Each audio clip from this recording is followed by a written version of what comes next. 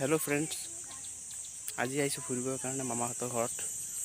চ' আপোনালোকক দেখাই আছোঁ আজি বগৰী বাগানখন আৰু ইয়াতে খেতি কৰা সবখিনি ঠাই। চ' এইবিলাক চাব পাৰি আপোনালোকে। এইবছৰ বগৰী হৈ যোৱাৰ পিছত গছবিলাক কাটি দিয়ে, তাৰপিছত নতুনকৈ গছ উঠে। আপোনালোকে চাই আছে এইবিলাক সব নতুনকৈ উঠি আছে গছবিলাক, ঠাৰিবিলাক ওলাই আছে নতুনকৈ। ইয়াৰ পৰা বহুতো ঘৰখন চলি যায় আৰু বগৰী খেতি কৰি ভালেখিনি বিজনেছ এটা উপায় আৰু বুজিছে।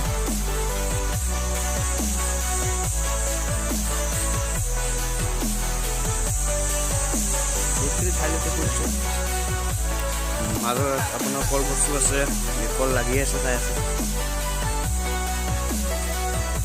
তাক দেখাব চেষ্টা কৰিম আপোনাৰ।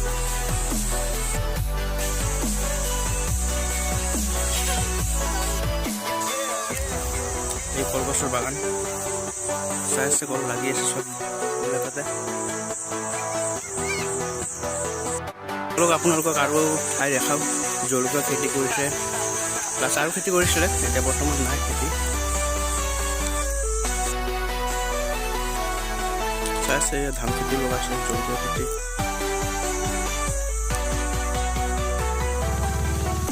কেইজনমান ছোৱালীয়ে জলকীয়া উঠাই আছে। আজি 100 কেজি জলকীয়া বেচিব বজাৰত নিকেনে। কোনোবা অৰ্ডাৰ দি থৈ গৈছে চাগে।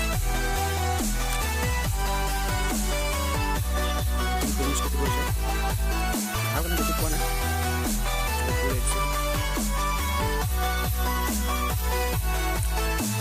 আমাৰ এইখিনি বিজনেছ খেতি কৰিয়ে চলি থাকে।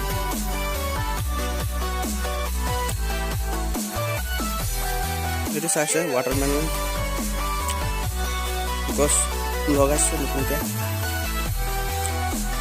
এতিয়ালৈকে ধৰা নাই ফল।